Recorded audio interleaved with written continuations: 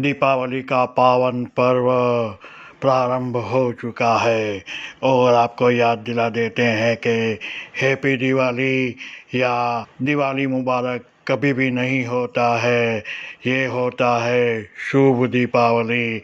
इतना अवश्य याद रखिए। चलिए हम प्रारंभ करते हैं धनत्रयोदशी के उत्सव के बारे में जानते हैं कि धनत्रयोदशी का उत्सव क्या है और उसको क्यों मनाया जाता है। उसका नाम धन और तेरस से बना है।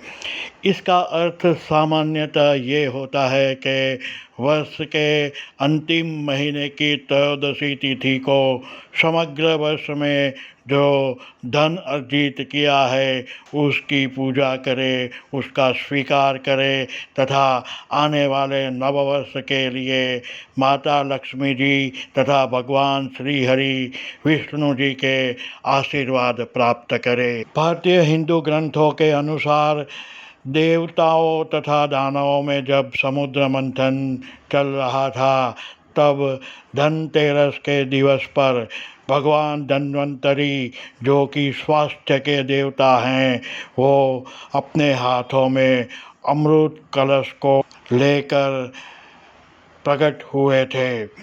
हमारी भारतीय संस्कृति में स्वास्थ्य को धन से भी ऊपर का स्थान दिया गया है। हजारों वर्षों के उपरांत आज भी ये कहावत इतनी ही यथार्थ है कि पहला सुख निरोगी काया, दूजा सुख घर में माया। इसीलिए दीपावली के त्योहार में सर्वप्रथम धन्वंतरी जयंती को स्थान मिला है। इस अति शुभ पर्व पर मृत्यु के देवता यमराज की भी पूजा अर्चना होती है, ये अवश्य याद रखिएगा। तथा माता लक्ष्मी के साथ साथ भगवान गणेश जी तथा कुबेर देवता की भी पूजा अर्चना अवश्य कीजिए, क्योंकि माता लक्ष्मी जी आपको धन, ऐश्वर्य, सुख और समृद्धि का आशीर्वाद प्रदान करती है।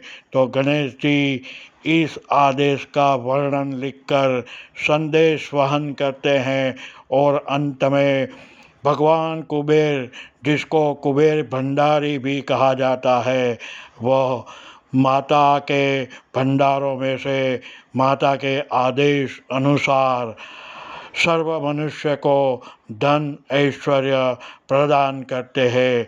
इसके लिए कुबेर भंडारी के नाम का दीप प्रागट्य होता है तथा मृत्यु के देवता यमराज के लिए घर के मुख्य द्वार पर दीप प्रागट्य किया जाता है। धनतेरस के पावन पर्व पर सोना, चांदी, बर्तन, गहने या अन्य कीमती वस्तुएं खरीद सकते हैं। इसका विशेष महत्व रहता है। आप वाहन, संपत्ति तथा नए नए इलेक्ट्रॉनिक उपकरण भी खरीद सकते हैं, जो कि बहुत लंबे समय तक आपको सेवा में रहेंगे। आपको बता दें कि धनतेरस के दिन कुछ सामान्य वस्तुएं खरीदने से भी आपके ऊपर माता लक्ष्मी जी, भगवान गणेश जी तथा कुबेर भंडारी तथा भगवान धन्वंतरी के आशीर्वाद इतने ही बने रहेंगे जितने कि आप कुछ महंगी वस्तुएं खरीदते हैं। कुछ सामान्य वस्तुओं को खरीदना उतना ही फलदायी माना गया है। तो हम और आप जैसे सामान्य व्यक्ति खरीदेंगे कुबेर यंत्र तथा महालक्ष्मी यंत्र हम लोग अवश्य खरीद सकते हैं और जिसका स्थापन हम अपने घर में, अपनी दुकानों में, अपने कारोबार के स्थानों में तथा हमारे मंदिरों में कर सकते हैं। आप लक्ष्मी गणेश जी की मूर्तियाँ भी अवश्य खरीद सकते हैं, ये उतनी ही फलदायी होगी। आप सोने चांदी के सिक्के भी खरीद सकते हैं, जो कि गहनों की तुलना में कम खर्चीले होते हैं।